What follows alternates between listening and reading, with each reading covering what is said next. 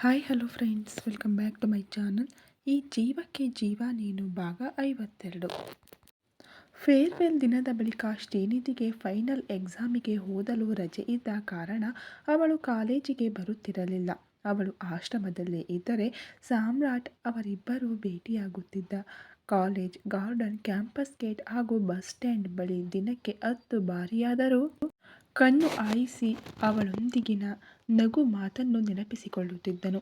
ಅಂದು ಶನಿವಾರ. ಶ್ರೀನಿಧಿ ಹೇಳಿದಂತೆ ಇವತ್ತು ವಾರದ ಕೊನೆ.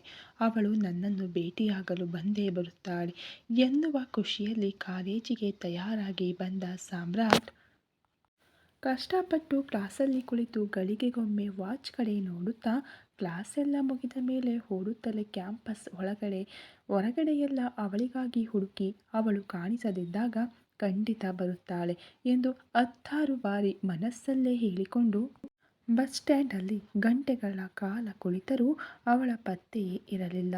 ಬೇಸರದಲ್ಲೇ ಇನ್ನೂ ಸ್ವಲ್ಪ ಹೊತ್ತು ಅಲ್ಲಿ ಕೂತು ನಂತರ ಹಾಸ್ಟೆಲ್ಗೆ ಹೋಗಿ ಅಲ್ಲಿಟ್ಟಿದ್ದ ಬೈಕ್ ಹಿಡಿದು ಕಡಲ ತೀರದ ಮನೆಯನ್ನು ಸೇರಿ ಊಟ ಕೂಡ ಮಾಡದೆ ಹಾಗೆಯೇ ನಿದ್ದೆ ಹೋದವನು ಸಂಜೆಯ ಹಾಗೆ ಎಚ್ಚರಗೊಂಡು ಮನೆಯ ಹೊರಗಡೆ ಬಂದು ಫೈನಲ್ ಎಕ್ಸಾಮ್ ಪಾಪ ಅವಳಿಗೆ ಓದಲು ತುಂಬ ಇರುತ್ತದೆ. ಮುಂದೆ ನಾವಿಬ್ಬರು ಭೇಟಿಯಾಗಿ ಹೊರಟಲು ಪೂರ್ತಿ ಜೀವನವೇ ಇದೆ ಎಂದು ಮನಸ್ಸಿಗೆ ಸಮಾಧಾನ ಮಾಡಿಕೊಂಡು ಖಾಲಿ ಇರುವ ಹೊಟ್ಟೆ ತನ್ನಿರುವನ್ನು ನೆನಪಿಸಿದಾಗ ಹೋಟೆಲಿನತ್ತ ಹೆಜ್ಜೆ ಹಾಕಿದನು. ಅದೊಂದು ದಿನ ಬೆಳಿಗ್ಗೆಯಿಂದ ಕ್ಲಾಸಿಗೆ ಹೋಗಲು ಮನಸ್ಸಿಲ್ಲದೆ ಗಂಟೆ 12 ಆದರೂ ಹಾಸ್ಟೆಲ್ ರೂಮಲ್ಲಿಯ ಮಂಚದಲ್ಲಿ ಮಲಗಿಯೇ ಇದ್ದವನನ್ನು ಫೋನ್ ರಿಂಗ್ ಎಚ್ಚರಿಸಿತ್ತು. ನಿದ್ದೆ ಕಣ್ಣಲ್ಲಿಯೇ ಫೋನ್ ಪರದೆಯತ್ತೆ ನೋಡದೆ ಕರೆ ಸ್ವೀಕರಿಸಿ ಹಲೋ ಎಂದವನಿಗೆ ಆಚೆ ಕಡೆಯಿಂದ ಆದಿ ಆದಿ ಎಂದು ಅಳುತ್ತಿರುವ ಶ್ರೀನಿಧಿ ಧ್ವನಿ ಕೇಳಿ ನಿದ್ದೆ ಹಾರಿ ಹೋಗಿ ತಡಬಡಿಸಿಕೊಂಡು ಎದ್ದು, ಶ್ರದ್ಧಾ, ನೀನು ಅಳುತ್ತಿರುವುದು ಯಾಕೆ, ಏನಾಯಿತು ಎಂದು ಗಾಬರಿಯಲ್ಲೇ ಕೇಳಿದರೆ, ಅಪ್ಪ ಅಮ್ಮ ಶ್ರೀ ಅಂತ 5-6 ಬಾರಿ ಇದನ್ನೇ ಹೇಳುತ್ತಿದ್ದವಳ ಮಾತು ಕೇಳಿ ಗೊಂದಲವಾದರೂ ತಕ್ಷಣ ಮೊಬೈಲ್ ಪರದೆಯ ಮೇಲೆ ಅಂದಿನ ದಿನಾಂಕ ನೋಡಿ, ಹೋ ಶಿಟ್, ಇವತ್ತು ಅವರಿದ್ದ ಗಾಡಿ ಆಕ್ಸಿಡೆಂಟ್ ಆಗಿ ಶ್ರದ್ಧಾ ಎಲ್ಲರನ್ನೂ ಕಳೆದುಕೊಂಡ ದಿನ ಛೆ ಅನ್ನುತ್ತಾ ಹಣೆ ನೀವಿಕೊಂಡು, ನೋಡು ಮುದ್ದು, ಪ್ಲೀಸ್ ಅಳುವುದನ್ನು ನಿಲ್ಲಿಸು. ಐ ನೋ ಇವತ್ತು ನೀನು ನಿನ್ನವರನ್ನು ಕಳೆದುಕೊಂಡ ದಿನ. ಇನ್ನೂ ಎಷ್ಟು ಅಂತ ಅಳುತ್ತೀಯಾ? ಎಷ್ಟೇ ನೋವಾದರೂ, ಮಮ್ಮಿಯ ಎಷ್ಟೇ ನೆನಪಾದರೂ ಕಣ್ಣೀರು ಹಾಕಬೇಡ. ಮೇಲಿನಿಂದ ನಿನ್ನನ್ನು ಗಮನಿಸುವ ತಾಯಿ ನಿನ್ನ ನೋವನ್ನು ನೋಡಿ ಇನ್ನಷ್ಟು ನೊಂದುಕೊಳ್ಳುತ್ತಾರೆ ಎಂದು ನೀನೇ ನನಗೆ 1000 ಬಾರಿ ಹೇಳಿದ್ದೆ. ಅಂಥದರಲ್ಲಿ ಈಗ ನೀನು ಅಳುವುದು ಯಾಕೆ? ನೀನು ಹೀಗೆ ಉಸಿರು ಕಟ್ಟಿ ಅತ್ತರೆ ಅಂಕಲ್ ಆಂಟಿ ಎಲ್ಲ ತುಂಬ ಬೇಸರ ಮಾಡಿಕೊಳ್ಳುತ್ತಾರೆ ಕಣೆ. ಪ್ಲೀಸ್ ಅಳುವುದನ್ನು ನಿಲ್ಲಿಸು ಅಂತ ಅವಳನ್ನು ಹೇಗೋ ಸಮಾಧಾನ ಮಾಡಿ ಅವಳ ಅಳು ನಿಂತ ಮೇಲೆ, ನಾಳೆ ಅದೇನು ಮಾಡುತ್ತೀಯೋ ಗೊತ್ತಿಲ್ಲ. ನಿಮ್ಮ ಆಶ್ರಮದ ನೆಕ್ಸ್ಟ್ ಬಸ್ ಸ್ಟಾಪ್ ಬಳಿ ನಾನು ಬೈಕಲ್ಲಿ ನಿನಗಾಗಿ ಕಾಯುತ್ತಿರುತ್ತೇನೆ. ನೀನು ನನ್ನ ಜೊತೆ ಬರುತ್ತಿದ್ದೀಯ ಅಷ್ಟೆ. ನಾಳೆ ಓದಿ ಮುಗಿಸಬೇಕಾದ ಎಲ್ಲವನ್ನು ಇವತ್ತೇ ಓದಿಬಿಡು. ಯಾಕೆಂದರೆ ನಾಳೆ ಬೆಳಿಗ್ಗೆಯಿಂದ ಸಂಜೆಯವರೆಗೆ ನೀನು ನನ್ನ ಜೊತೆಯಲ್ಲಿ ಇರುತ್ತೀಯ ಎಂದವನ ಮಾತಿಗೆ ಒಪ್ಪಿದ ಮೇಲೆ ಅವಳಲ್ಲಿ ಸ್ವಲ್ಪ ಹೊತ್ತು ಮಾತನಾಡಿ ಫೋನಿಟ್ಟನು. ಇಂದಿನ ದಿನ ಹೇಳಿದಂತೆ ಆಶ್ರಮದ ಪಕ್ಕದ ಬಸ್ ಸ್ಟಾಪ್ ಅಲ್ಲಿದ್ದ ಶ್ರೀನಿಧಿಯನ್ನು ಬೈಕಲ್ಲಿ ಕೂರಿಸಿಕೊಂಡ ಸಾಮ್ರಾಟ್ ಸೀದಾ ಕಡಲ ತೀರದ ಮನೆಗೆ ಬಂದು ಬೆಳಿಗ್ಗೆಯಿಂದಲೇ ಮೋಡ ಕವಿದು ತಂಪಾಗಿದ್ದ ವಾತಾವರಣ ನೋಡಿ ಅವಳನ್ನು ಕರೆದುಕೊಂಡು ಸಮುದ್ರದ ಹತ್ತಿರ ಬಂದನು. ಬೆಳಿಗ್ಗೆ ಯಾರೂ ಜನರಿರದ ಕಾರಣ ಇನ್ನೂ ಮೌನವಾಗಿರುವವಳನ್ನು ನೋಡಿ ಬರಸೆಳೆದು ತಬ್ಬಿಕೊಂಡಾಗ ಅವಳ ದುಃಖದ ಕಟ್ಟೆ ಒಡೆದಿತ್ತು.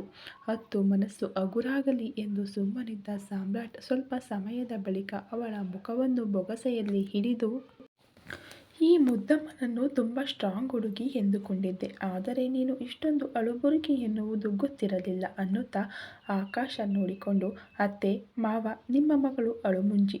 ನಾವಿಲ್ಲ ಅಂದರೂ ನಮ್ಮ ಅಳಿಯ ಆಗುವವನು ನಿನ್ನನ್ನು ರಾಜಕುಮಾರಿಯ ಹಾಗೆ ನೋಡಿಕೊಳ್ಳುತ್ತಾನೆ. ಆಗ ಹೀಗೆಲ್ಲ ಸುಮ್ಮನೆ ಅತ್ತರೆ ನಿಮ್ಮ ಅಳಿಯ ನಿನಗೆ ಚಿಕ್ಕ ಪುಟ್ಟ ಶಿಕ್ಷೆ ಕೊಡುತ್ತಲೇ ಇರುತ್ತಾನೆ ಅಂತ ನೀವಾದರೂ ಸ್ವಲ್ಪ ಹೇಳಬಾರದಾ ಅವಳಿಗೆ? ಏನು ಶಿಕ್ಷೆ ಏನು ಅಂತಾನಾ? ಎಂದು ಅವಳನ್ನು ನೋಡಿದರೆ ಅವನನ್ನೇ ಅಚ್ಚರಿ ಎನ್ನುವಂತೆ ಕಣ್ಣೀರು ತುಂಬಿಕೊಂಡು ನೋಡುತ್ತಿರುವವಳ ಕಣ್ಣನ್ನು ಒರೆಸಿ ಅವಳ ಅದರಕ್ಕೆ ಪುಟ್ಟ ಮುತ್ತಿಟ್ಟು, ಶಿಕ್ಷೆ ಇದೆ ಮಾವ. ಈಗ ನೀವು ನಮ್ಮನ್ನು ನೋಡುತ್ತಿದ್ದೀರಲ್ಲ, ಅದಕ್ಕೆ ಪುಟ್ಟ ಶಿಕ್ಷೆ.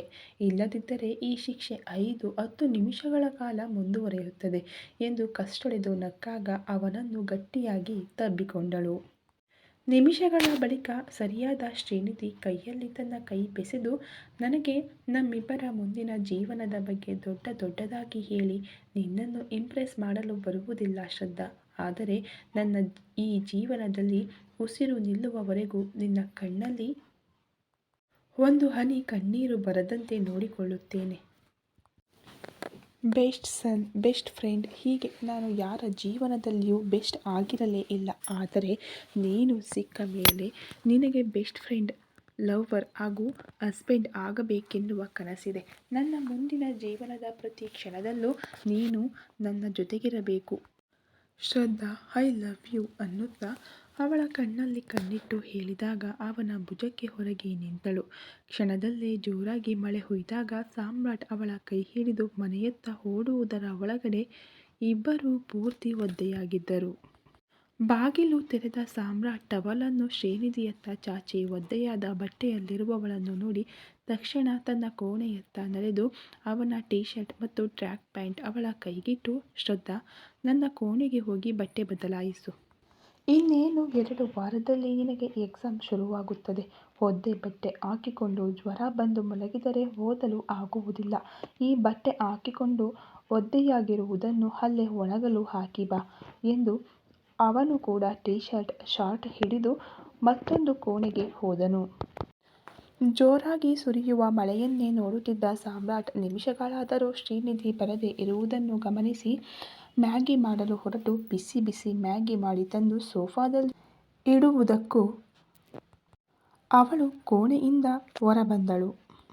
ಅವಳನ್ನು ತನ್ನ ಬಟ್ಟೆಯಲ್ಲಿ ನೋಡಿ ನಗು ಬಂದರೂ ತಲೆ ತಗ್ಗಿಸಿದವಳನ್ನು ಗಮನಿಸಿ, ಶ್ರದ್ಧಾ, ನೀನು ತಲೆ ಕೆಳಗಡೆ ಹಾಕಿ ನಾಚಿಕೊಳ್ಳುವಷ್ಟು ಅಂದವಾಗಿ ಕಾಣುತ್ತಿಲ್ಲ. ಒಳ್ಳೆ ಕಡ್ಡಿಗೆ ಬಟ್ಟೆ ಹಾಕಿದ ಹಾಗಿದೆ. ಬೇಗ ಬಾ, ಬಿಸಿ ಬಿಸಿ ಮ್ಯಾಗಿ ಇದೆ ಎಂದು ಅವಳ ಕೈ ಹಿಡಿದು ಎಳೆತಂದು ಸೋಫಾ ಮೇಲೆ ಕೂರಿಸಿ ಅವಳ ಕೈಗೆ ಮ್ಯಾಗಿ ಬೌಲ್ ಕೊಟ್ಟನು. ಇಬ್ಬರೂ ಮ್ಯಾಗಿ ತಿಂದು ಮುಗಿಸಿ ಸಾಮ್ರಾಟ್ ಬೌಲ್ ಇಡಲು ಅಡಿಗೆ ಕೋಣೆಗೆ ಹೋದರೆ ಶ್ರದ್ಧಾ ಕಿಟಕಿಯ ಹತ್ತಿರ ನಡೆದು ಸುರಿಯುತ್ತಿರುವ ಮಳೆಯನ್ನೇ ನೋಡುತ್ತಾ ನಿಂತಿದ್ದಳು. ಅವಳನ್ನು ಒಂದೆರಡು ಕ್ಷಣ ಗಮನಿಸಿ, ಹೋಯ್, ಗುಡುಗು ಮಳೆ ಬರುತ್ತಿದೆ, ಬಾ ಸೋಫಾದಲ್ಲಿ ಸುಮ್ಮನೆ ಕೂರು.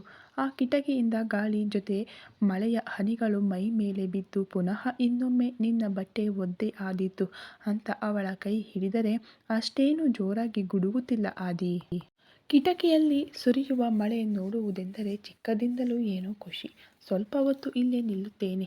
ಬಟ್ಟೆ ಒದ್ದೆ ಆದರೆ ನಿನ್ನಿಂದ ಇನ್ನೊಂದು ಜೊತೆ ಬಟ್ಟೆ ಸಾಲ ಕೇಳುತ್ತೇನೆ. ಹೆಂಡತಿಯಾಗುವವಳಿಗೆ ನಿನ್ನ ಬಟ್ಟೆಗಳನ್ನು ಕೊಡುವುದಿಲ್ಲವಾ ಎಂದು ಕಷ್ಟೊಡೆದು ನಕ್ಕಾಗ ಅವಳನ್ನು ಬಳಸಿ ಆಗ ಏನೋ ಮಾತಿನ ಮಧ್ಯೆ ಅತ್ತೆ ಮಾವ ಮದುವೆ ಹೆಂಡತಿ ಎನ್ನುವ ಸೆಂಟಿಮೆಂಟ್ ಡೈಲಾಗ್ ಹೊಡೆದೆ. ಅದಕ್ಕಿನ್ನೂ ತುಂಬ ಸಮಯವಿದೆ. ಅಲ್ಲಿಯವರೆಗೆ ಅದರ ಯೋಚನೆ ಇಬ್ಬರಿಗೂ ಬೇಡ ಎಂದಾಗ ಅವನ ಮಾತುಗಳು ಅವಳಿಗೂ ಸರಿ ಎನಿಸಿತು. ನಂತರ ಇಬ್ಬರು ಕಿಟಕಿಯಲ್ಲಿ ಮಳೆ ನೋಡುತ್ತಾ ಅವರ ಮುಂದಿನ ಓದಿನ ಬಗ್ಗೆ ಮಾತನಾಡುತ್ತಿದ್ದಾಗ ಒಮ್ಮೆ ಜೋರಾಗಿ ಗುಡುಗಿದ ಸದ್ದಿಗೆ ಹೆದರಿದ ಶ್ರೀನಿಧಿ ಸಾಮ್ರಾಟ್ನನ್ನು ಗಟ್ಟಿಯಾಗಿ ತಬ್ಬಿಕೊಂಡಳು. ಅವನು ಆ ಸದ್ದಿನಿಂದ ತುಸು ಕಂಪಿಸಿ ಅವಳನ್ನು ಗಟ್ಟಿಯಾಗಿ ಬಳಸಿದನು. ನಿಮಿಷಗಳ ಬಳಿಕ, ಶ್ರದ್ಧಾ, ಜೋರಾಗಿ ಮಳೆ ಬರುತ್ತಿದೆ, ಕಿಟಕಿಯ ಪಕ್ಕ ನಿಂತದ್ದು ಸಾಕು ಎಂದವನಿಗೆ ಹೊರಗೆಯೇ ನಿಧಾನವಾಗಿ ತಲೆ ಎತ್ತಿದವಳ ಕಣ್ಣಲ್ಲಿ ಕಣ್ಣಿಟ್ಟು, ಹಾಗೆಲ್ಲ ನೋಡಬೇಡ ಮುದ್ದು, ಆಮೇಲೆ ನಾನು ನನ್ನ ಕಂಟ್ರೋಲ್ ತಪ್ಪಿದರೆ ಕಷ್ಟ ಅನ್ನುತ್ತಾ ಅವಳ ಮೂಗಿಗೆ ತನ್ನ ಮೂಗಿನಿಂದ ಉಜ್ಜಿ ಅವಳ ಹಣೆಗೆ ಮುತ್ತಿಟ್ಟು ದೂರ ಸರಿಯಲು ಹೇಳಿದರೆ ಅವನನ್ನು ಬಳಸಿದ ಅವಳ ಕೈ ಹಾಗೆಯೇ ಇತ್ತು. ಕಣ್ಸನ್ನೆಯಲ್ಲೇ ಏನೆಂದು ಕೇಳಿದಾಗ ನಸುನಕ್ಕು ಏನಿಲ್ಲವೆಂದು ತುಟಿ ಅರಳಿಸಿದವಳ ಪುಟ್ಟ ಅದರಗಳನ್ನು ಬಂಧಿಸಿದವನು ಕಣ್ಮುಚ್ಚಿ ತನಗೆ ಸಹಕರಿಸುತ್ತಿರುವವಳ ಒಲವಿಗೆ ಶರಣಾಗಿ ಅವಳನ್ನು ಮುದ್ದಿಸಲು ಶುರು ಮಾಡಿದವನ ಅದರಗಳು ಅವಳ ಮುಖದ ಮೇಲೆಲ್ಲ ಹರಿದು ಕುತ್ತಿಗೆಯತ್ತ ಸಾಗಿದಾಗ ಅವಳಲ್ಲಿ ಆಗುತ್ತಿರುವ ಹೊಸದಾದ ಪುಳಕಕ್ಕೆ ಸೋತು ಅವನನ್ನು ದೂರ ತಳ್ಳಲು ಹೋದಾಗ ತನ್ನೆಲ್ಲ ಸಂಯಮ ಕಳೆದುಕೊಂಡವನು ಮತ್ತೊಮ್ಮೆ ಅವಳ ಅದರಗಳನ್ನು ಬಂಧಿಸಿದ್ದ. ಕಿಟಕಿಯ ಬಳಿ ಇಬ್ಬರು ತುಂಬ ಸಮಯ ನಿಂತಿದ್ದಕ್ಕೋ ಏನೋ ಮಳೆಯ ಕಾರಣ ಇಬ್ಬರ ಮೈ ಕೂಡ ತಣ್ಣಗಾಗಿತ್ತು. ಅವನ ಪ್ರೀತಿಯ ಪರಿಗೆ ಸೋತವಳು ಅವನ ಮೈಯ ಬಿಸಿಗೆ ತನ್ನಿರುವನ್ನೇ ಮರೆತು ತನ್ನೆಲ್ಲವನ್ನು ಅವನಿಗೆ ಅರ್ಪಿಸಲು ತಯಾರಾಗಿದ್ದಳು. ಸಾಮ್ರಾಟ್ ಮನ ಒಂದು ಕ್ಷಣ ಇದೆಲ್ಲ ತಪ್ಪೆಂದು ಅವಳಿಂದ ದೂರ ಸರಿಯಲು ಹೊರಟರೆ, ಅವಳ ಕಣ್ಣಲ್ಲಿ ಕಾಣುವ ಒಲವಿನ ಮಹಾಪೂರಕ್ಕೆ ಸೋತು ತನ್ನನ್ನು ಬಳಸಿಯೇ ಇದ್ದವಳ ಪರಿಗೆ ಮನಸ್ಸಿನ ಮಾತನ್ನು ಮೂಲೆಗುಂಪಾಗಿಸಿ ಅವಳನ್ನು ತನ್ನ ಬಾಹುಗಳಲ್ಲಿ ಎತ್ತಿಕೊಂಡು ತನ್ನ ಕೋಣೆಯತ್ತ ನಡೆದನು. ನಿಧಾನವಾಗಿ ಅವಳನ್ನು ಮಂಚದ ಮೇಲೆ ಮಲಗಿಸಿ ಅವಳ ಕಣ್ಣಲ್ಲಿ ಕಣ್ಣಿಟ್ಟು, ಶ್ರದ್ಧಾ, ನಿನ್ನ ಒಪ್ಪಿಗೆ ಇದ್ದರೆ ಮಾತ್ರ ನಾನು ಅಂತ ಮಾತು ಮುಂದುವರೆಸುವ ಮೊದಲೇ ಅವಳಾಗಿ ಅವನ ಕೆನ್ನೆಗೆ ಮುತ್ತಿಟ್ಟು, ಆಗಲೇ ಅಪ್ಪ ಅಮ್ಮನ ಬಳಿ ಮಾತನಾಡಿ ಅವರ ಮಗಳಾದ ನನ್ನನ್ನು ಹೆಂಡತಿಯಾಗಿ ಒಪ್ಪಿಕೊಂಡೆ. ಈ ದಿನ ನಿನ್ನೆಲ್ಲ ಮಾತನ್ನು ಕೇಳಿ ಅಪ್ಪ ಅಮ್ಮನೊಂದಿಗೆ ಇದ್ದಷ್ಟೇ ಖುಷಿಯಾಗುತ್ತಿದೆ. ಈ ಖುಷಿಗೆ ನಿನಗೇನಾದರೂ ಕೊಡಬೇಕು ಅಂತನಿಸಿ ನನ್ನನ್ನೇ ನಿನಗೆ ಗಿಫ್ಟಾಗಿ ಕೊಡುತ್ತಿದ್ದೇನೆ. ಐ ಲವ್ ಯು ಆದಿ ಅಂತ ಅವನ ತುಟಿಗೆ ಪುಟ್ಟದಾಗಿ ಮುತ್ತಿಟ್ಟು ಮುಖ ಮುಚ್ಚಿಕೊಂಡವಳ ವರಸಿಗೆ ಕಳೆದೇ ಹೋದವನು ಅವಳನ್ನು ನಿಧಾನವಾಗಿ ಆವರಿಸುತ್ತಾ ಹೋದರೆ, ಶ್ರೀನಿಧಿ ಅವನ ಪ್ರೀತಿಯ ಪರಿಗೆ ಕರಗಿ ಅವನಿಗೆ ತನ್ನೆಲ್ಲವನ್ನು ಅರ್ಪಿಸುತ್ತಾ ಹೋದಳು. ಇಬ್ಬರ ನಡುವೆ ಆಕಸ್ಮಿಕವಾಗಿ ಇಂತಹ ಒಂದು ಸಂದರ್ಭ ವಿಧಿಯೇ ಸೃಷ್ಟಿಸಿತ್ತಾ, ಅಥವಾ ಅವರೇ ಇಬ್ಬರು ಪ್ರೀತಿಯ ಹೆಸರಲ್ಲಿ ದುಡುಕಿ ಇಂತಹ ಒಂದು ಅಚಾತುರ್ಯಕ್ಕೆ ಕಾರಣರಾದವರಾ ಎನ್ನುವುದನ್ನು ಸಮಯವೇ ನಿರ್ಧರಿಸಬೇಕಿತ್ತು. ಬೆಳಿಗ್ಗೆ ಕಾಲೇಜಿಗೆ ತಯಾರಾಗಿ ಹಾಸ್ಟೆಲಲ್ಲಿರುವ ತನ್ನ ರೂಮಿನಿಂದ ಹೊರಗಡೆ ಬಂದ ಸಮರ್ಥ್, ಸಾಮ್ರಾಟ್ ರೂಮಿನ ಪಕ್ಕ ಹಾದು ಹೋಗುವಾಗ ತೆರೆದಿರುವ ಕಿಟಕಿಯನ್ನು ನೋಡಿ ಅದರ ಮೂಲಕ ಒಳಗಡೆ ಇಣುಕಿದವನಿಗೆ ಅವನಿನ್ನೂ ಮಲಗೇ ಇರುವುದನ್ನು ಗಮನಿಸಿ, ಇವತ್ತು ಏನಾದರೂ ಚಿಂತೆ ಇಲ್ಲ, ಮೊದಲು ಆ ಪ್ರಗತಿಯನ್ನು ಭೇಟಿಯಾಗಿ ಅವಳಿಗೆ ಇವನ ಆಡಿಯೋ ಕೇಳಿಸಿ ನಂತರ ಅವಳ ಮೂಲಕ ಆಶ್ರಮದಲ್ಲೇ ಇರುವ ಶ್ರೀನಿಧಿಗೆ ಸಾಮ್ರಾಟ್ ಮಾತುಗಳು ತಲುಪುವಂತೆ ಮಾಡಲೇಬೇಕು ಅಂತ ಮನಸ್ಸಲ್ಲೇ ನಿರ್ಧರಿಸಿ ಕಾಲೇಜ್ ಕಡೆ ಹೋಗದೆ ಪ್ರಗತಿ ಓದುತ್ತಿರುವ ಕಾಲೇಜಿನತ್ತ ಹೊರಟನು. ಒಂದೊಮ್ಮೆ ಅವಳಲ್ಲಿ ತನ್ನ ಪ್ರೀತಿಯನ್ನು ಹೇಳಲೇಬೇಕು ಎಂಬ ಹುಚ್ಚಿನಿಂದ ಸಮರ್ಥ್ ಅವಳನ್ನು ಹಿಂಬಾಲಿಸಲು ಶುರುಮಾಡಿ ಅವಳ ಕೋರ್ಸ್ ಮತ್ತು ಕ್ಲಾಸಿನ ಮಾಹಿತಿಯನ್ನೆಲ್ಲ ಅವಳ ಕಾಲೇಜಿನದೇ ಹುಡುಗರಿಂದ ಕಲೆ ಹಾಕಿದ್ದನು.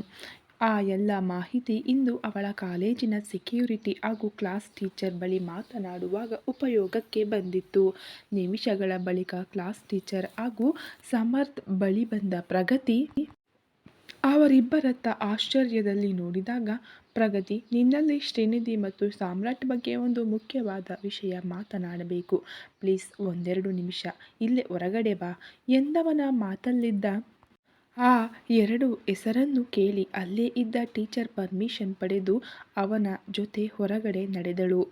ಅಲ್ಲೇ ಪಕ್ಕದಲ್ಲಿರುವ ಮೈದಾನದ ಪಕ್ಕ ಬಂದು ಸುತ್ತಲೂ ಯಾರೂ ಇಲ್ಲದಿರುವುದನ್ನು ಗಮನಿಸಿದ ಸಮರ್ಥ್ ತನ್ನ ಮೊಬೈಲ್ ತೆಗೆದು ಆಡಿಯೋ ಪ್ಲೇ ಮಾಡಿ ಅವಳತ್ತ ಮೊಬೈಲ್ ಚಾಚಿದನು.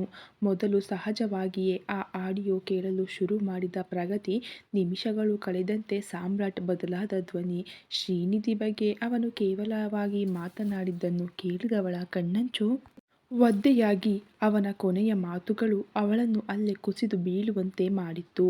ಅವಳನ್ನು ಹಿಡಿಯಲು ಕೈ ಚಾಚಿದ ಸಮರ್ಥನನ್ನು ಕೈಯಲ್ಲೇ ಬೇಡವೆಂದು ತಡೆದ ಪ್ರಗತಿ ಸಾವರಿಸಿಕೊಂಡು ನಿಂತು ಪೂರ್ತಿ ಆಡಿಯೋವನ್ನು ಕೇಳಿ, ನಿಧಿ, ಏನು ಮಾಡಿಕೊಂಡೆ ನೀನು? ಛೆ, ಏನಾಗಬಾರದೆಂದು ಯೋಚಿಸಿದ್ದೆನೋ ಅದೇ ಆಗುತ್ತಿದೆ ಎಂದು ಅಳುತ್ತಿರುವವಳನ್ನು ನೋಡಿ, ಪ್ರಗತಿ, ನೀನು ಎಣಿಸಿದ ಹಾಗೆ ಶ್ರೀನಿಧಿಗೆ ಆ ಸಾಮ್ರಾಟ್ ಇನ್ನೂ ಏನನ್ನೂ ಮಾಡಿಲ್ಲ ಅಂತನಿಸುತ್ತದೆ. ಯಾಕೆಂದರೆ ನನ್ನ ಪ್ರಕಾರ ಹಾಗೇನಾದರೂ ಆಗಿದ್ದರೆ ಒಂದು ಶ್ರೀನಿಧಿ ವರ್ತನೆಯಲ್ಲಿ ಬದಲಾವಣೆ ಆಗಿರುತ್ತಿತ್ತು. ಇಲ್ಲವೇ ಅವನೆಲ್ಲ ನಾಟಕದ ಪ್ರೀತಿಯ ಬಗ್ಗೆ ತಿಳಿದ ನಿನ್ನ ಗೆಳತಿ ಖುದ್ದಾಗಿ ಅವನ ಕೈಕಾಲು ಮುರಿಯುತ್ತಿದ್ದಳು. ನಿನಗೆ ಅವಳ ಬಗ್ಗೆ ತಿಳಿದೇ ಇದೆ. ಸಾಮ್ರಾಟ್ ಹಾಸ್ಟೆಲಲ್ಲಿ ಕಾಲೇಜಿಗೂ ಹೋಗದೆ ಹಾಯಾಗಿ ಮಲಗಿದ್ದಾನೆ.